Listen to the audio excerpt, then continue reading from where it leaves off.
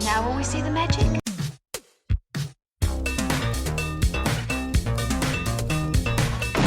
All right, where's Murray? Okay, who is it? This is Jesus, kid. Know then that it is the year 10,191.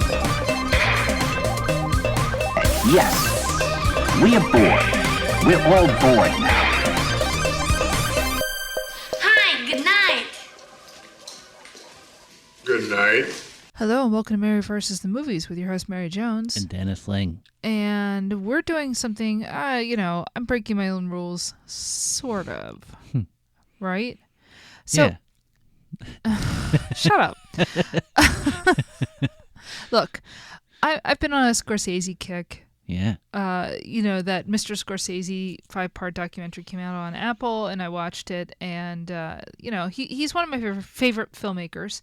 I've not seen every film of his, because he has a lot of movies. I don't know if people realize how many movies he's done, if you include documentaries, short films, music docs, things like that, right? He's done a lot. So, like, if you beyond feature films, and there's like one or two that we actually have to cover for the show because I haven't necessarily seen them. At some point we're going to do The Color of Money. I want to do New York. Like there's kind of like Cape Fear. Did he do that? He did do Cape Fear. Yeah. I like the scene where Robert De Niro is walking around and he keeps stepping on a brake and it hits him in the face. Honey. Let's move on. All right. So what we're watching tonight is, oddly enough, the first Martin Scorsese film I think I ever saw, though I had no idea that he directed it. And to be honest, I didn't know any of the bands that were in this movie. Wow. Right. I was probably like 14 or so. And it was either on cable or it was on PBS. And I don't remember which, because believe it or not, in those days, they were kind of interchangeable. Right? Yeah. Because cable didn't have anywhere near as many commercials, if they had commercials at all. Right. And cable, frankly, was a lot smarter in those days, right? So that, you could see old movies on PBS. And I saw a lot of old movies on PBS, but you would also catch them on, AMC, A&E. At one point, there were channels like Bravo, which, in those days was showing like high art, like...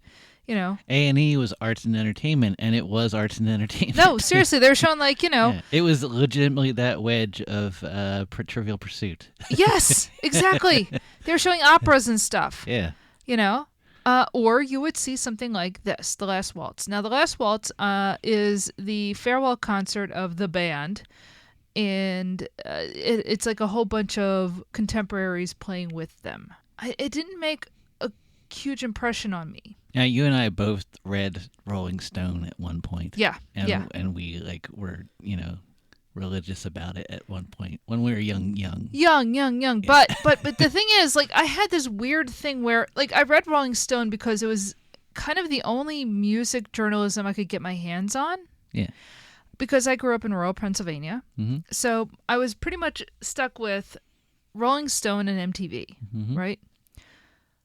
But what I loved was punk, which I could sometimes get on the radio on those days when WPRB would come in. Yeah. And so... A favorable eastern breeze. Yeah, no, I mean, it kind of was. Blew it over the mountain. Yeah, no, literally that's what was happening. Yes. So, when I was lucky, I would hear something like, there were great shows like Hey You Kids Get Off My Lawn and things like that. For the most part, though, I was kind of stuck with whatever I could find. But I knew enough about punk that I knew that I should stand in opposition to anything that came before, right? That was my impression of what punk was. All of the boomer music is bad. Don't listen to it. So, you don't want to listen to the Grateful Dead. You don't want to listen to Pink Floyd. You don't want to listen to Led Zeppelin. Which, to be honest, when I heard Led Zeppelin, I was like, actually, this is really good. But no, I can't listen to it. The thing is, there was so much gatekeeping back then. Yeah, exactly. For everything. Like, even if you decided you liked a particular kind of music, then suddenly you have to pick sides within that kind of, Yeah. Like, so it's weird because, like, I was allowed by who? Whatever. I was allowed to listen to the Beatles. Yeah. Because the Beatles were the most important band that ever existed. Okay. And I was allowed to listen to the Who because I knew the Ramones and the Sex Pistols both would cover the Who. Yeah, as we heard in Rock and Roll High School, they specifically say, well, the Who is cool. Well, but that's true, though. The Who is cool. And I still think the Who is amazing. Yeah. And I still will go and listen to the Who. I still think, like, yes, that, they transcend, being boomer music, even though they are... They're as boomer as it as gets. boomer as it gets. But... yeah, I know. There's no one wears their heart on their sleeve more than Pete Townsend. Yes. But for the most part, like, I kind of felt like, no, you're supposed to, like, if you played Woodstock, I can't listen to you. Which is dumb, because I loved Sly and the Family Stone. But I also didn't know they played Woodstock, right? Yeah. So, like, and the Who played Woodstock. Yeah. So what am I talking about, right? And Marty was there. Yes, but and that's where I'm going with this, right? Yeah. So I had this idea in my head of reject the hippie stuff. Yeah.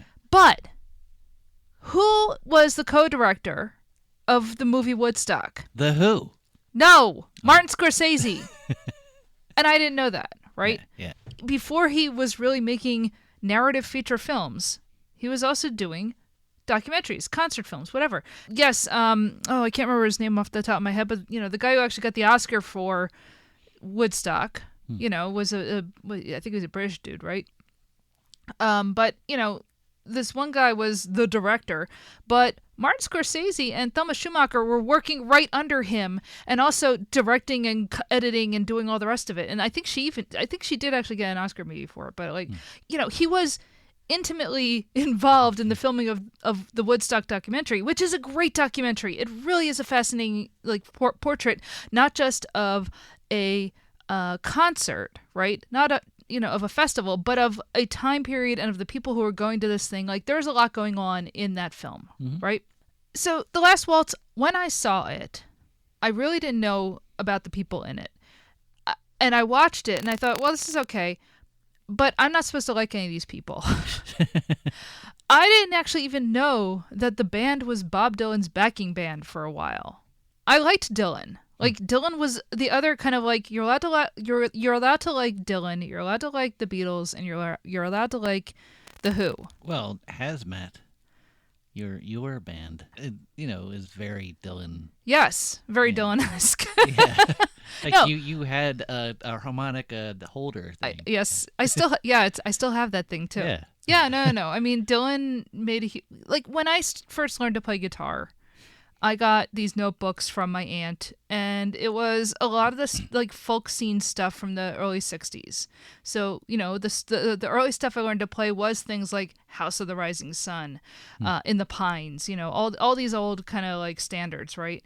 When I watched the film Inside Llewyn Davis, I'm like, I know all those songs, and I know who all those characters are supposed to be. Yeah. Like, that's kind of where I come out of. So I kind of, I don't know, my relationship with music, especially when I was younger and trying to decide for myself what I like, I put up these barriers for myself because I thought, oh, this is more authentic. It's more authentic to listen to Husker Du than it is to listen to, I don't know, Creedence Clearwater Revival. On the other hand, now I love Creedence. Yeah, you were a huge Creedence I fan. am. But like, I didn't get that way until my 20s, which is weird because my mom always played that stuff around the house. Yeah. Right? I love the Minutemen, but the Minutemen loved Creedence. So why didn't I make that connection? I don't know. So I know some of the bands who are in this or artists or whatever, right? And it's it's obviously the band. Yeah. I know Van Morrison. I know Neil Young is in it. I think Joni Mitchell's in it. One fun thing for us right now is that we are deep into this podcast, The History of Rock and Roll in 500 Songs. Yeah. Oh my God, I love it so much. So we've been like soaking in the background of this show pretty much. Yeah. Like because we're in the 60s, we're like into 66 now or something. And we've gotten into Van Morrison. We've gotten into the band. Yeah. Yeah. Yeah. Bob Dylan is very important at this. Obviously he's very important at this point. I haven't gotten to Joni Mitchell yet, but no, not yet. In listening to this podcast, we're setting the stage for essentially the people we're going to watch in this movie. I'm interested in this movie because it was filmed in 1976, the end of 76. Next year is 77. It doesn't come out till like 78, I think, 79, something like that. At which point, that music's over, man. And when does Rust Never Sleeps come out? Like a year later. Yeah. And like Neil Young already knew this stuff was over. Yeah. That's what's interesting to me. That's what I want to watch this about because I have a narrative already in my head. This is like the last concert of the band. Is this the last concert of the 60s? Because that's what this looks like to me, right? I don't know if they thought of that when they were filming it. What got you into punk? Was it just the radio? Was it any person? It was the radio. So No, there was no person? No. I didn't know anybody. Dude, I grew up in like rural Pennsylvania. Who was I going to know? Yeah. So the reason why I'm asking, like, so both of us, we have older parents. Yeah. So I think when you have older parents, you're automatically out of step with your peers. True. Because, you know, those parents aren't like buying you the cool new thing or something because they just don't know. Yeah. You know, they're clueless. Right away, we started off like wrong. A step behind everybody? Yeah.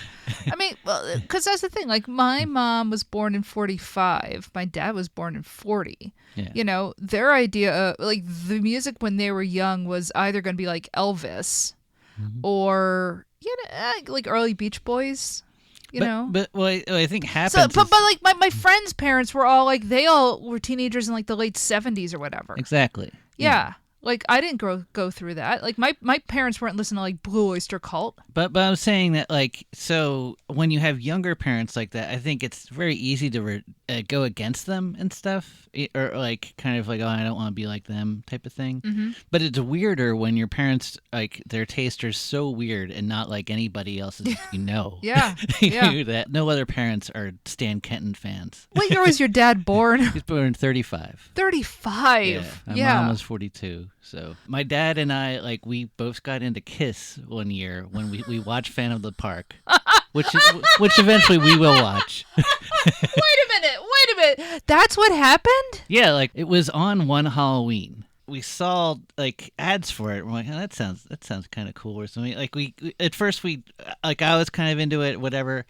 And my mom was horrified. She's like, those terrible people, you know. It's like that. Immediately, my dad, and I were like, "Oh, we like this now." So we were like bonded, and like we love these trash people, and we will watch this dumb movie, and it was dumb, but like we were totally like big Kiss fans for like a week. Okay. And so later, I found he had this Kiss Alive album, and it's got that, you know, I Want to Rock and Roll All Night, which is better live. Yeah. Yeah. And probably his best, but, you know, whatever. I really just listened to the one song. I didn't like any of their songs. I did not get into punk for a long time until, like, my roommate Aaron kind of forced me into it. Okay. I don't know. So, like, I had no punk at all. So this would have been perfect for me to watch. But yeah. So how come you never saw I think this? I just liked British bands. I didn't like American bands. I was like, I don't You know. found a whole other kind of snobbery. They're meatheads. I know. Like there's always a gatekeeping Okay, so thing. first of all, the band are Canadian. Neil Young is Canadian. Really? I'm not doing like, this research. Van Morrison is like what, Northern Ireland? You're not doing like there's so many people in this who are not American. I couldn't do the research. I had no idea. Yeah. Yeah.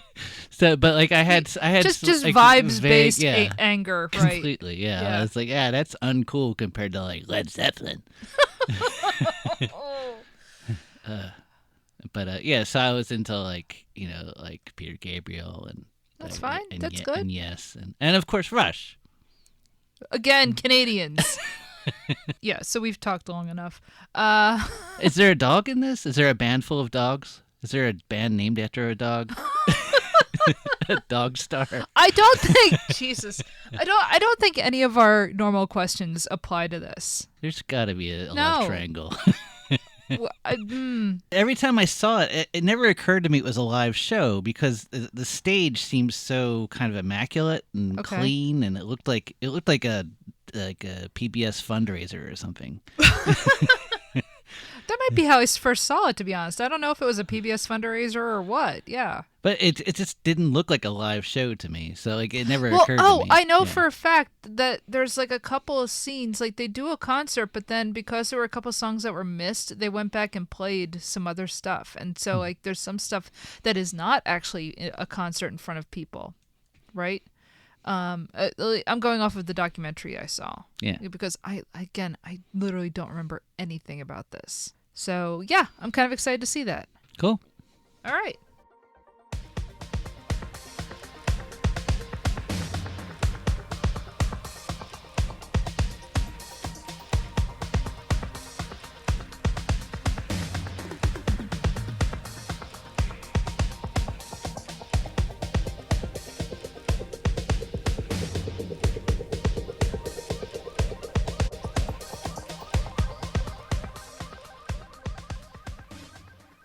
When my mother saw the film start with the card, "This film should be played loud," she said no.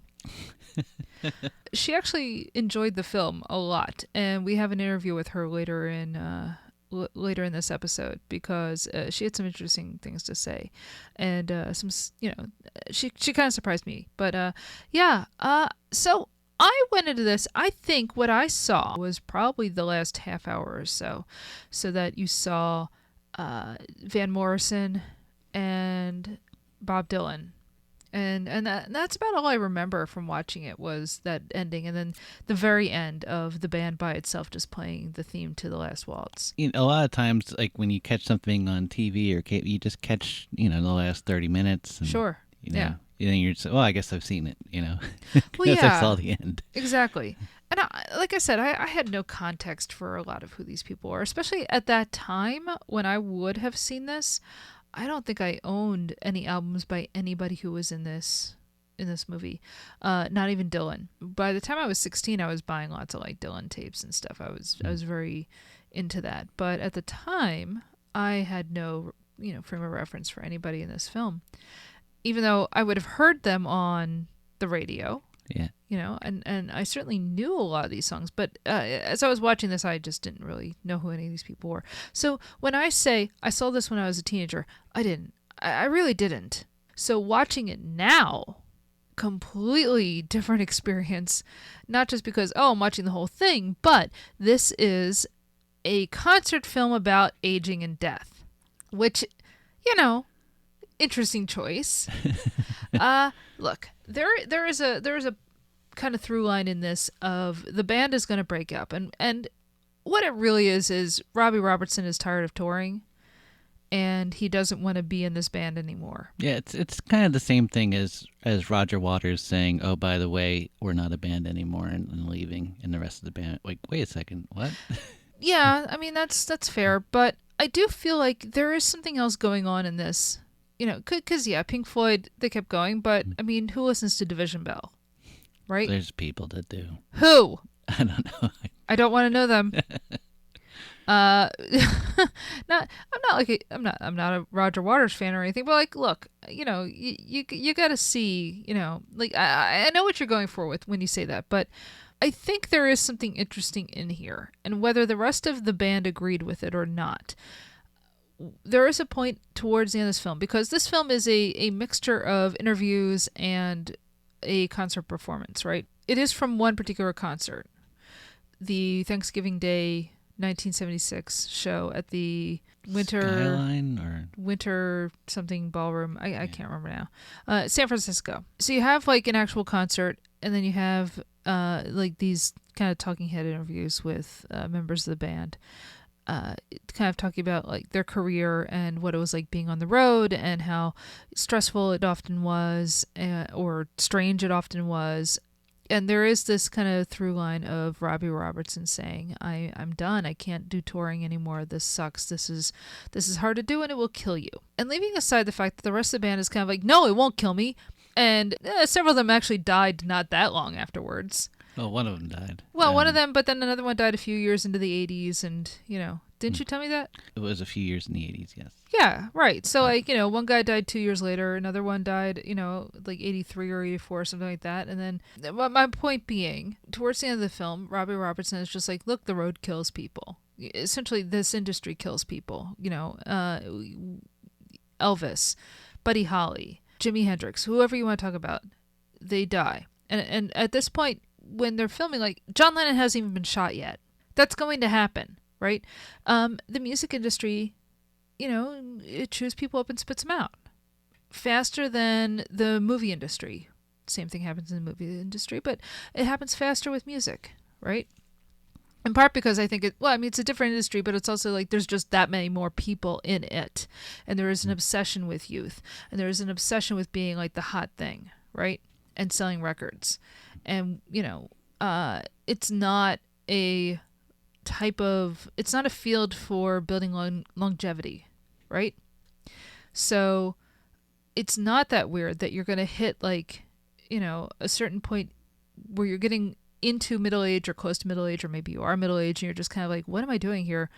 I can't do this anymore physically. People often comment on the fact that like, oh, there's so much cocaine use going on backstage in this film. You don't see it on the screen. Like, even the cocaine glob under Neil Young's nose is like rotoscoped out, but we know that it was going on. Look, I'm not somebody who's ever used cocaine, but like, it is like the drug that keeps you going, right? It's not just musicians using it or people going to clubs. It's people working in restaurants use it constantly. But when did it start? Like what? Like cocaine, I guess. When they synthesized it in the 19th century. No, I'm dead serious. As soon as they figured out how to like create this drug, people have been using it to keep going because of the pressures that they're under, and also because apparently it's fun. I don't particularly like fun, so I don't use it. But did bands in the 60s use yes, it, of or course did they use did. pills or something? Well, I think pills were easier to get a hold of because they were considered medicine. Yeah, I was wondering if was there like a like cocaine was huge in the 20s. Yeah, Cole Porter was writing songs and whatnot. Freud was using it. I'm just saying, Sherlock Holmes in was popular using it. music, it seemed like it didn't really get mentioned until the late 70s. Oh no, it was definitely there, but like it's one of those things where what is played on top 40 radio is different from what's out there. Mm-hmm. I'm not here to, say cocaine use is good. It's obviously not. It will kill people. Martin Scorsese almost died from his cocaine habit, which this film is tied up with. But my point is, this film is not about that, right? Like that is something like, sure, that's definitely like you look at those guys. Look at their eyes. They are not well. Yeah. But the use of cocaine in this context is symptomatic to the type of lifestyle that they have to live in order to be the musicians that they want to be. And that is tied up with Robertson saying, I kind of can't do this anymore.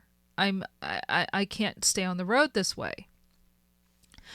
I think part of what this film is boomers, and I'm using the boomer kind of loose, term loosely because I'm not thinking, oh, those who were born after 1945. I'm talking about people who were listening to or like consuming or creating pop culture in the 1960s and going forward, right?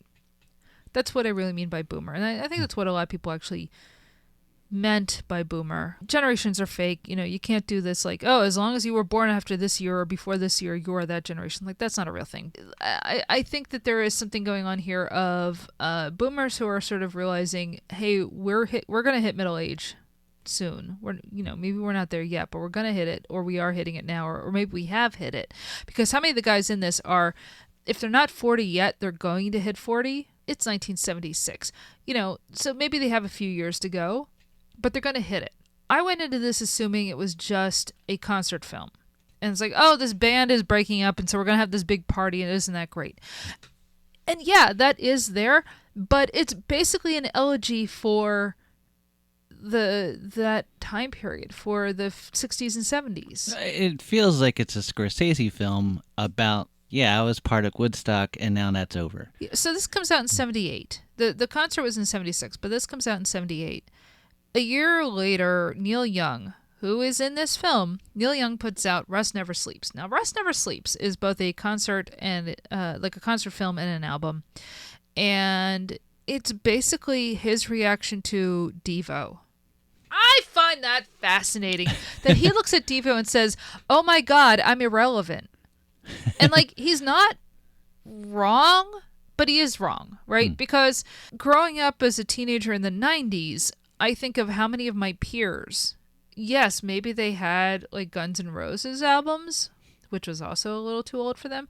Maybe they had Nirvana, but they also had a bunch of classic rock records that they were listening to. To what extent does the mainstream change? To what extent does, the children then still listen to their parents' records, right?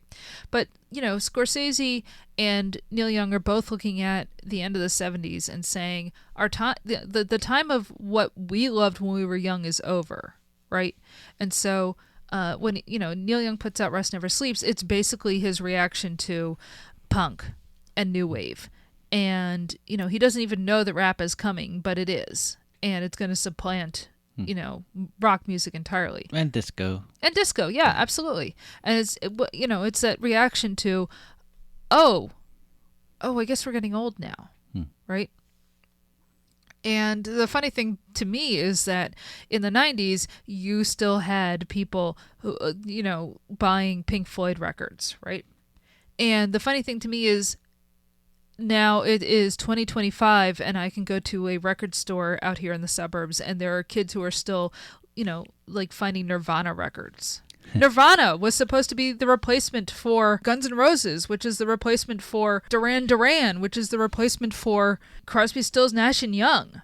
Were they? Well, I mean, in that, like, pop music and MTV was pushing out all these old ugly guys. Yeah. Right? So does music ever entirely go away? No. I mean, you can still buy records of like, monks chanting. I mean, that was weirdly popular in the early 90s. If it's 1991, all of a sudden people are listening to Gregorian chants. I can't explain it, but it happened. I have a question for you. What? Is the band the Wilco of their age? Yes. Okay. That's it. That was my question.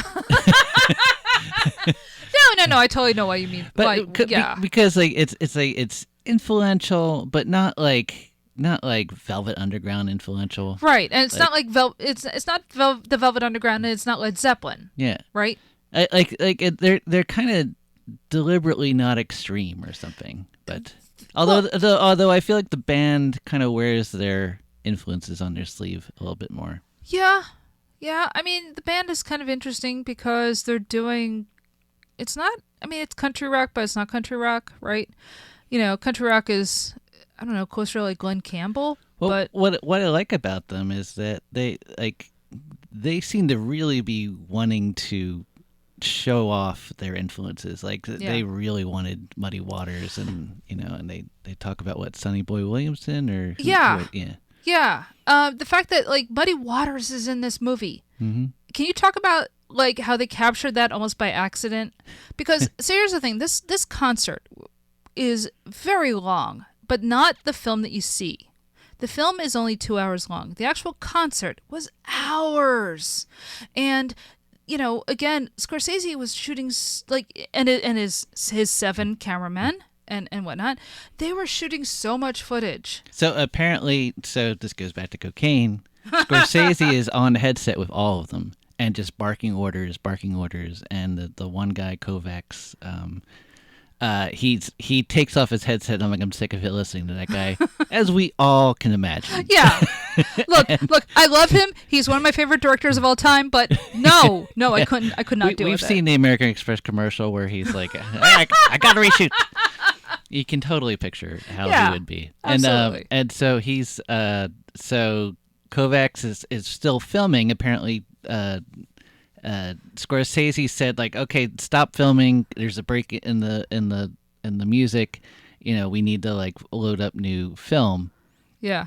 And Kovacs didn't hear this, and so he just happened to catch Muddy Waters suddenly doing an amazing version of Manish Boy. It's incredible because like they would have missed it if he had been listening to Scorsese. And it's almost better because it's just one camera angle for about like most of the song, and then eventually someone wakes up and they have another shot. But it's just this one shot, just close up on him. You see his cheeks wiggle while he's it's so good.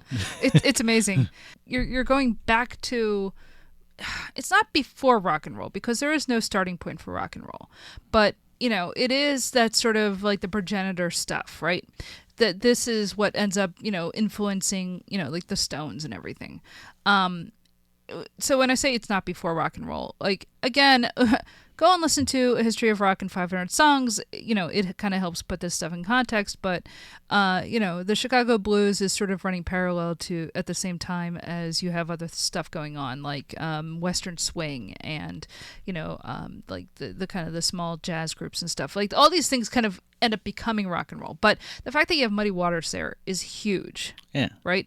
But that's not even the only like kind of blues song or early rock song that they covered here. I mean, they do Bo Diddley's, Who Do You Love, right? Which is a great song. Oh, and that's with, what's his name? Ronnie Hawkins. Ronnie Hawkins. Yeah. Who they first started out with. Yeah. They were his backing band. And Who Do You Love, like, you got to understand, like, Bo Diddley, I don't know if people understand how important Bo Diddley is. Mm-hmm. Even the goddamn Smiths are borrowing from Bo Diddley, which... you don't get whiter than the Smiths, but they are, right? Maybe they learned it from George Thorogood. Look, I'm not coming for George Thorogood, but come on, man.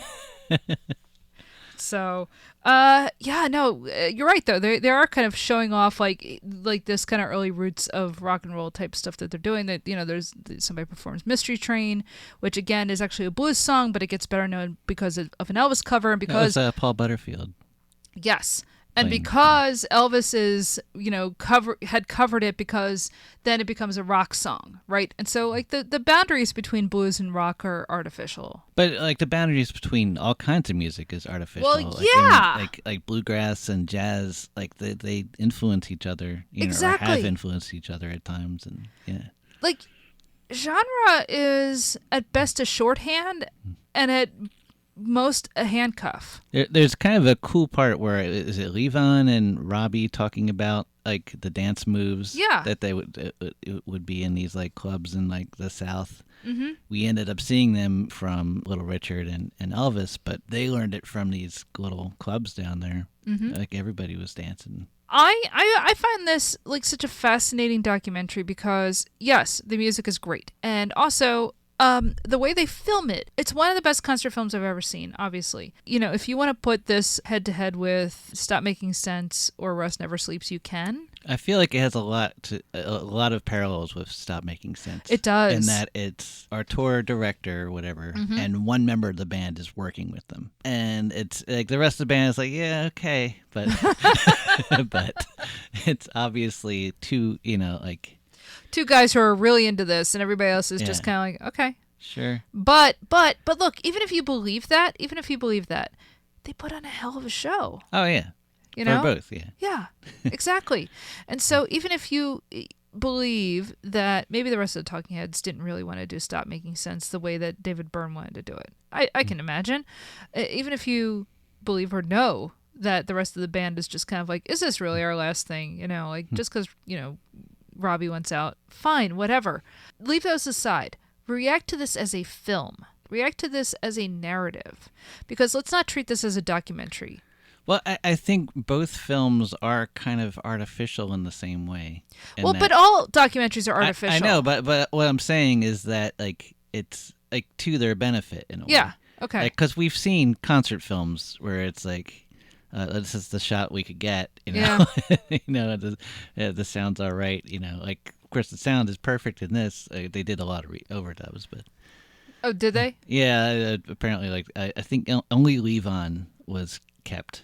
Okay. That's the really? only track that was missed notes, all that stuff. That's interesting. Yeah. Are you just talking about the band itself, or are you talking about like, I think the band itself and like no, but like Joni Mitchell, was that overdubbed? I don't know. Where did you read about the overdubs? I read somewhere like I can't remember where I read it. But. Okay, so this is fake news. This is real news. I totally read this. I'm not saying that there weren't overdubs. I have no idea what you're talking about, though. Like, I'm curious as to, like, if they did, the sync-ups are real good. But also, you could tell, like, you don't hear the crowd much at all. There's a lot of mics going on, and directional mics, and so it's not picking up the crowd noise. Like I remember, there's one scene where they actually raised the crowd noise. You sound less impressed with this movie than me. It's not that I'm less impressed. I'm impressed at how it was created. Okay, but it does feel like live albums, live recordings, and all that stuff. Like they're almost always. It's weird how they're captured. Who hurt you? The makeup. Oh, go on. No. They have a fake live album, but I like the album a lot, but it's fake. They're all fake. Everything's fake. Everything is fake. All right. Look, I found this really fascinating document, right, of a time that's just ending, that's just dying. You know, the boomers have hung up their spurs, and they all have kids now, and they live in the suburbs. The 60s are over. Woodstock is dead. You know, it's all gone. And, you know, this is time to kind of say, you know, what am I doing with the rest of my life? And, you know, I don't know. I found this kind of interesting as sort of a, you know, this is the end of a whole time period. And they're not wrong. These guys become nostalgia acts. And really, of all these people, the only person who is not entirely a nostalgic act going forward is maybe Neil Young. Dylan is his own thing. Dylan is his own weird thing, and he is sort of a nostalgic act, but at the same time, when you show up and you see Dylan play live, he's basically like, screw you, I'm not doing nostalgia, I'm going to do a 20-minute version of, you know, some obscure song from an album that you don't own, and you're just going to sit there and take it. And I go, yes, I will. This is awesome. Yes, fun. I want a 20-minute version of Mr. Jones that I barely recognize. This is great. I am so happy. Yeah. So I did want to say, like, the way they set up this show, it was like it started at 5:00 at night, and the people came in and they served them turkey dinners, and then they actually had a waltz that everybody danced to. We saw part of it in the movie. And yeah, stuff. And then they had like these spoken word things. So we saw two of them. Yeah. There was one where so they had people reading poetry through the night, and the two that we had captured was, I forget who the first guy is, but they actually are reading the opening of Canterbury Tales, which. My wheelhouse, baby. Yeah. You know, when April with its showers sweet, blah, blah, blah.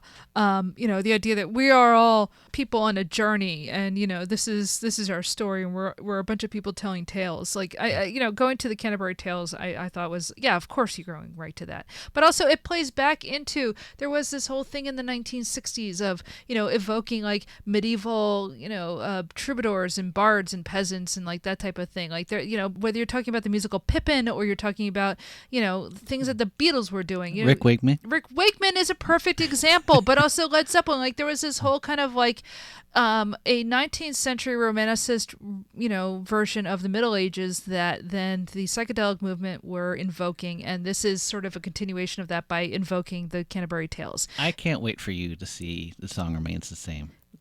It's a very different movie. Oh, really? Yes.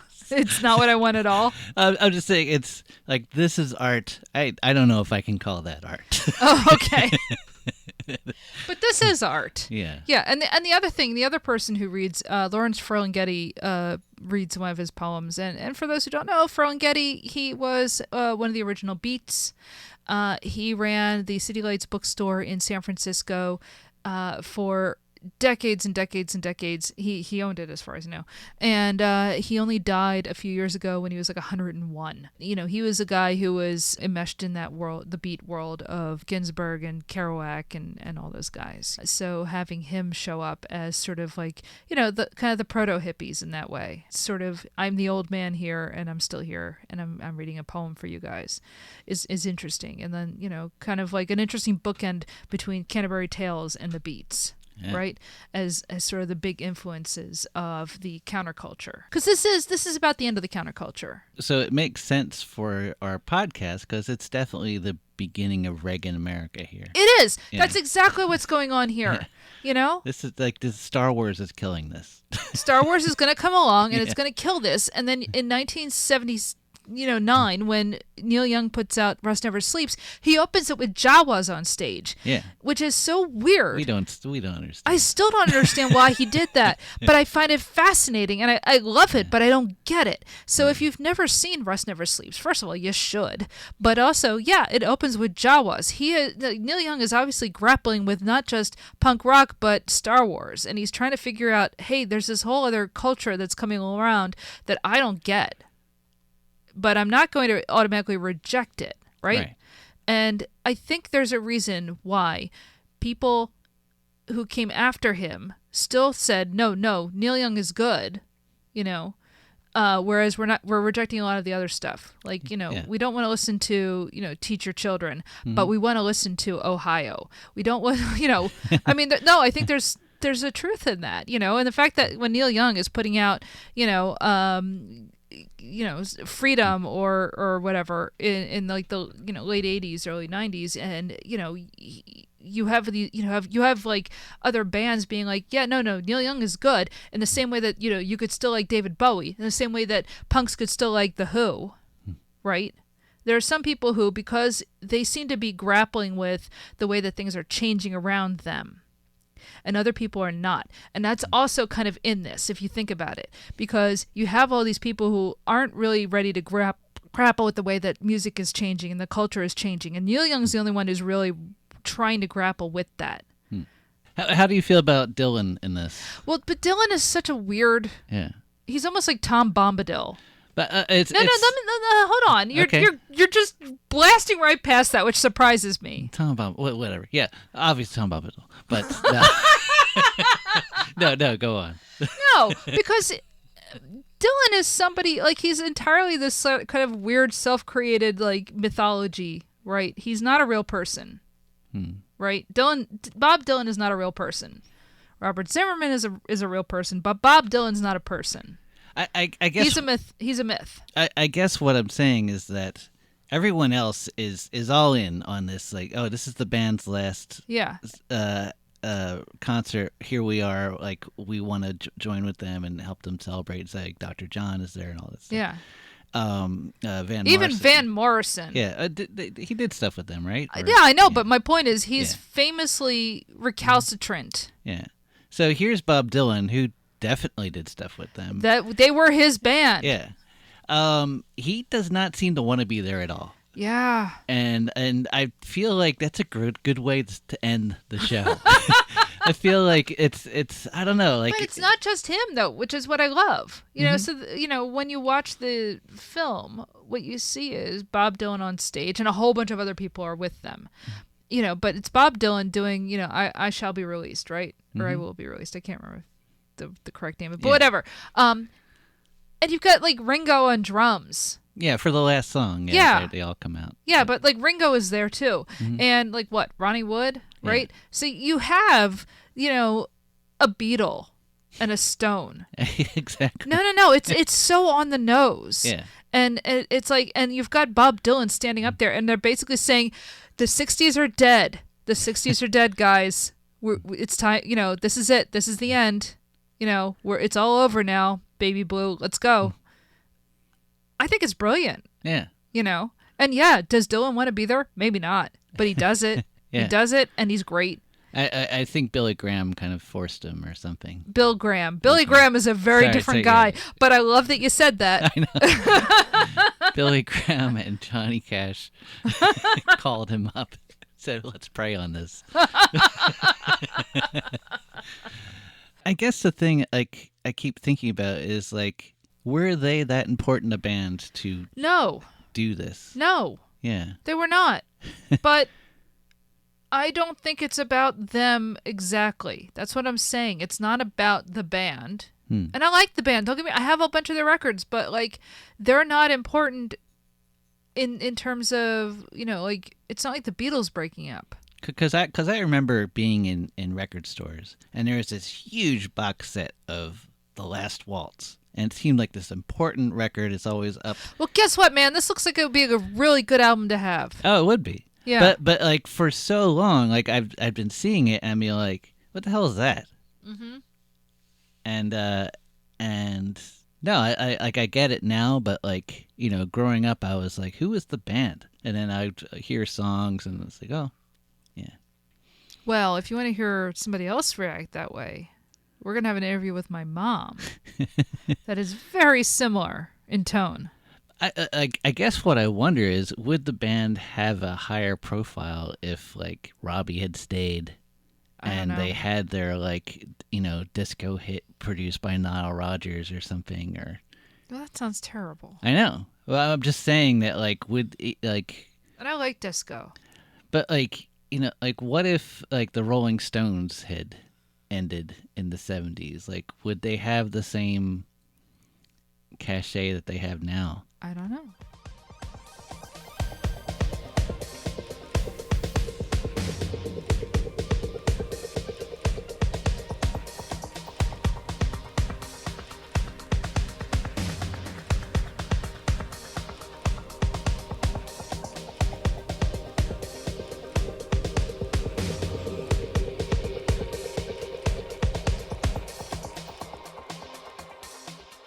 So we have a guest. As listeners may know, my mom lives with us and often watches the movies that we cover. Not always, especially if they're horror movies. But when I said we were going to watch this, and I said, oh, it's a concert film from the late 70s, my mom was like, oh, we'll watch it. It's fine.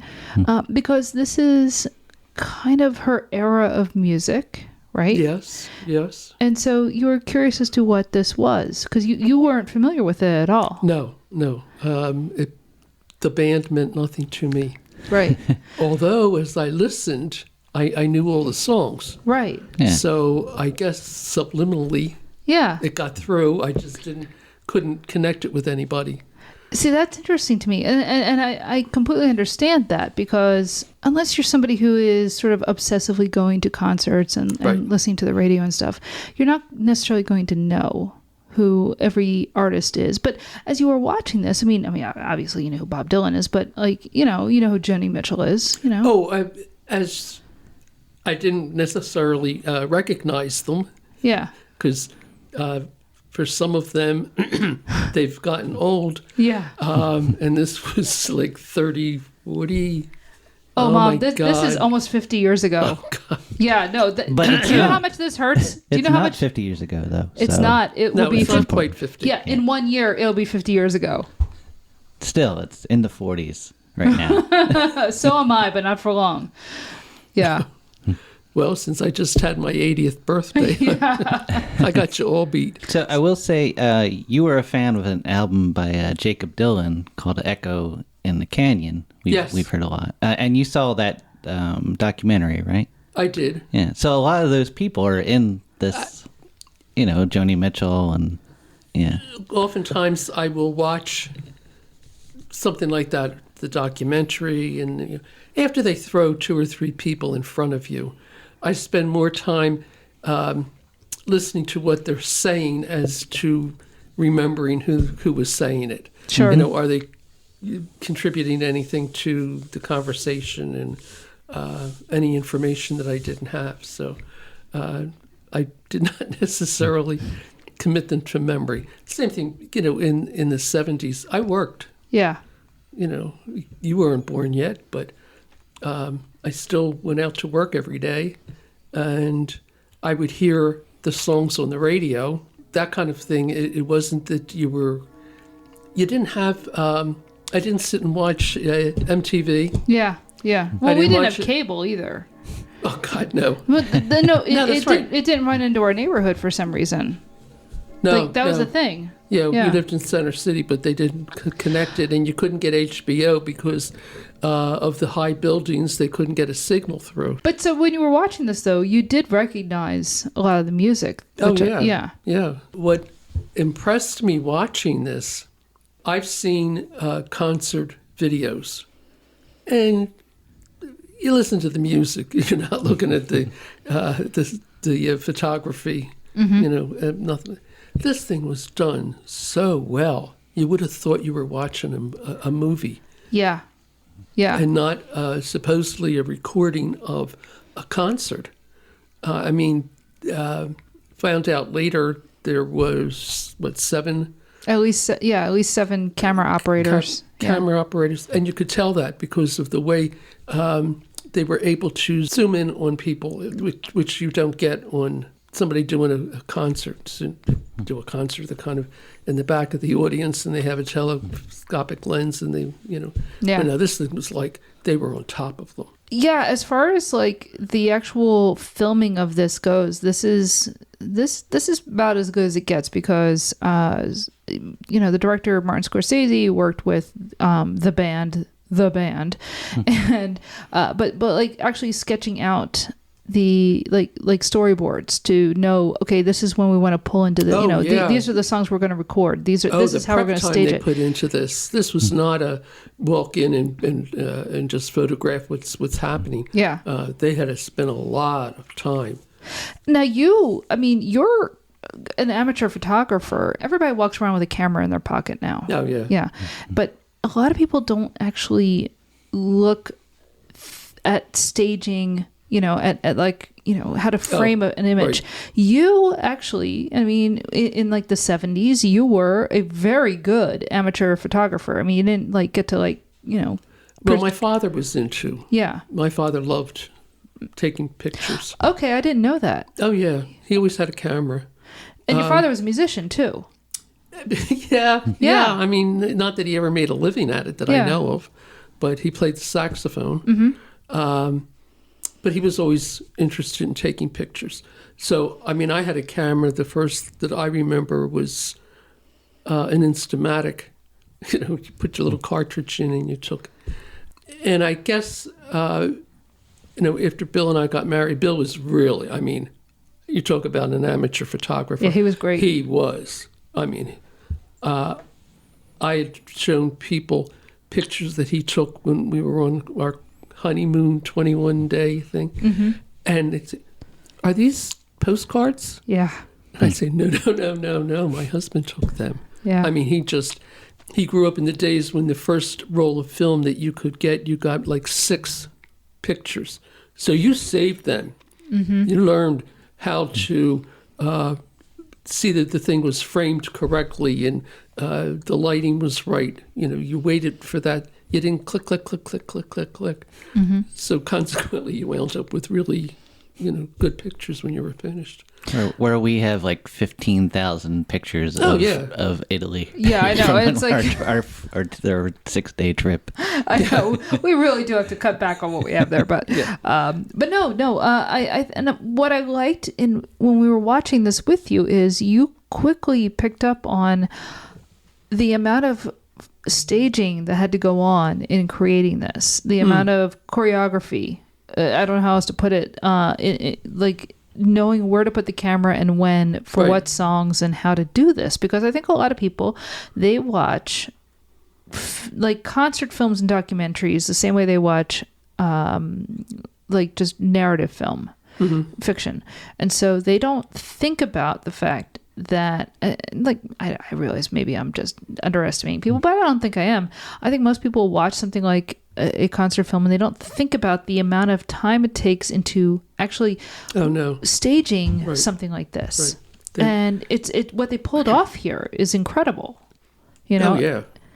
And I just want to say, first of all, when I say I'm impressed, don't take that the wrong way, because I know you know how to think about framing a picture, right? But I think most people just kind of let something like this type of movie wash over them and they don't think about it. Yeah.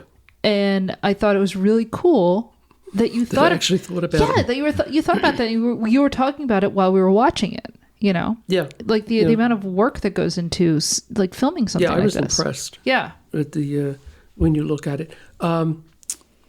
Once video cameras came out, when you were an infant, 5 o'clock in the morning, you wanted to get fed. Yeah. Okay, and at that time, television at say 5, 6 o'clock in the morning, you didn't have news.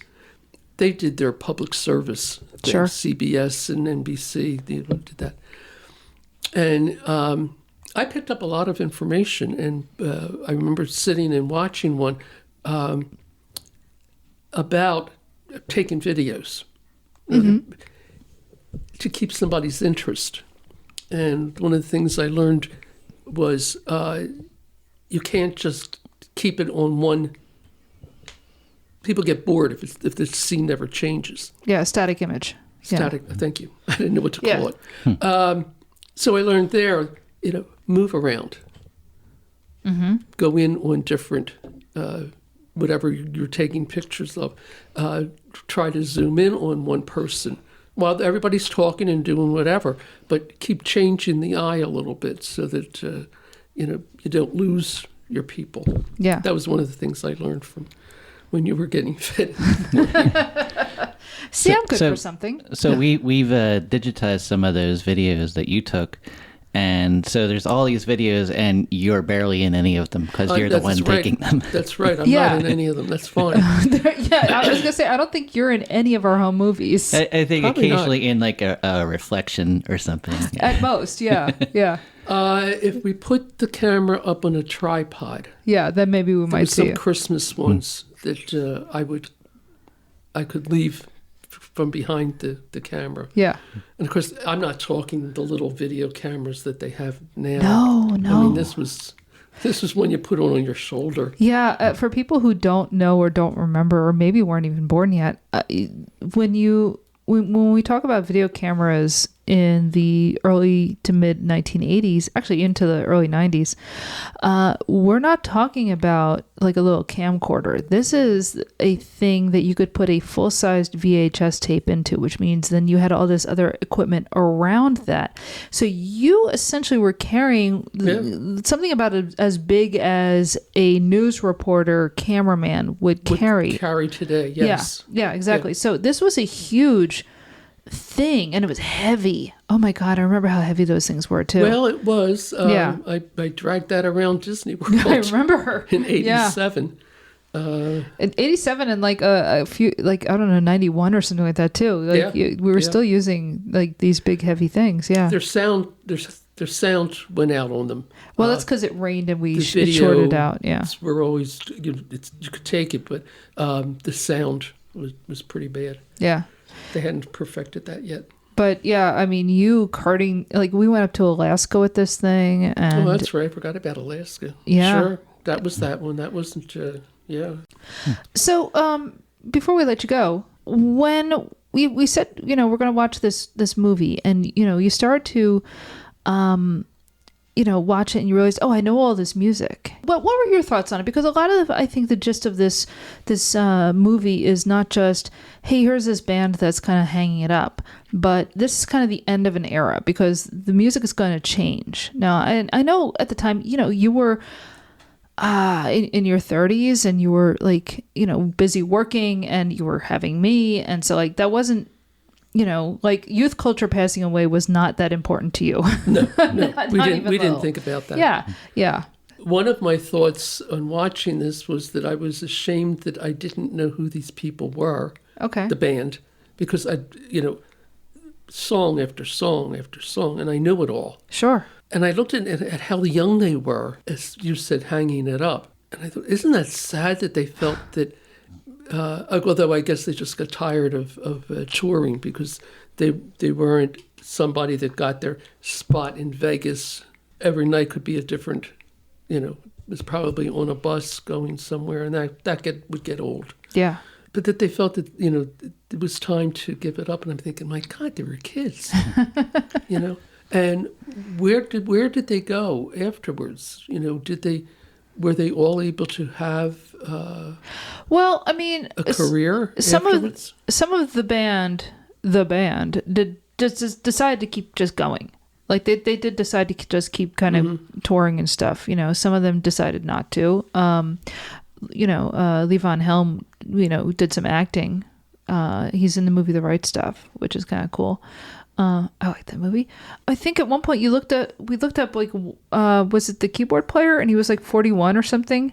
Mm-hmm. And I was like, no, I get it. I'm in my 40s. I don't know that I would want to be on a tour. You know? That's what kind of, because the people that they had in this, would get up on the stage, they're still around. Yeah. Some of them are dead, but not a lot of them are still around. Neil Young still tours. Bob Dylan still tours. I Right. saw Bob Dylan last year, actually. And they're still performing and all of that. And I just kind of thought that was sad that at that age, they felt that it was time to move on. I wouldn't feel bad about not recognizing anyone because I think in the 70s, every band was just a bunch of white guys with beards. Well, probably. That's true. Like That's the true. Guess Who, like, especially if they weren't an English band, like, like the Rolling Stones or something. Like, Yeah. Yeah, if they didn't get on the 6 o'clock news, Yeah. so to speak. Exactly. I think, it's not weird that you didn't automatically recognize the band. I don't think that, like, once you heard the songs, you went, oh, I do know this. I feel better now that I wasn't so out of it. We're just so inundated today. Yeah. I mean, somebody comes out with their one-hit wonder, and they make all the rounds of all the talk shows, and they're on several stations at the same time, and after really, sometimes you get tired of them. Yeah. Yeah. Back then, the bands you would see were on variety shows. So Sonny and Right. Cher and Captain Tennille and Johnny you didn't Cash. see a lot of bands. Yeah. It's so much easier to consume media, and it's not just records. Like, you had to be kind of an obsessive to follow music beyond what was playing on the radio. And, like the Doors could show up on Ed Sullivan, but, beyond that, you didn't have the same sort of media apparatus to see these groups unless you were like purposefully. Did you still have Bandstand in 75? I don't think so. Oh no, you did, but I don't think it was quite the same. I don't wasn't think the local. band would be on Bandstand. Right? Yeah. I well, like Bowie would show up, but that's about it. Like, you wouldn't have a whole band. Yeah. I don't know. I thought it was just really nice, having this perspective and somebody who was actually there at the time. And no, I'm serious. No, somebody that was around then. Did you go to any concerts back then? Like any? Or I swear to God, the only concert I ever really went to was Ricky Nelson on Steel Pier. And it was probably 1950... 57, 58. Okay. how was it? The concert? Oh, well, of course, I was, I was like 12, so I thought it was wonderful. My father was going to take us. We were down the shore, one of the few times we ever were down the shore. And he said he would take us. But funny thing happened. He went over to see a man that he worked for that was part of the company, and he went over. This is in Ocean City. And he was late coming back. So my mother was not a happy camper. No. And I guess my mother took us too, because my father, well, my mother would say, yeah, he got a soft seat. But that's I'm trying to think in my mind. Concerts like you've gone to? Yeah. No. Okay. Although, as a child, Philadelphia Orchestra on Saturday mornings, they used to have a children's concert. And they, as far as I know, the tickets were free. It wasn't Eugene Ormandy, but his, like the next one down from him, his associate. And so you would go and listen to classical music, and Bernstein's tried it on television. Yeah. Where they would play a certain part of the segment, and then they would stop, and he would explain what they were doing. And so that was aside from all the cartoons that I watched, which gave me my introduction to classical music and opera. Us too. Same. Yeah. Kill the rabbit, kill the rabbit. Which wasn't bad. Yeah. No, it's great. Yeah. Well, Mom, thank you so much for coming on and just, it's giving quite us okay. another perspective. Thank you. That's really cool. So, all right. You can edit me out now. And No. You're definitely going to be part of it. You're absolutely going to be part of this. Okay. So.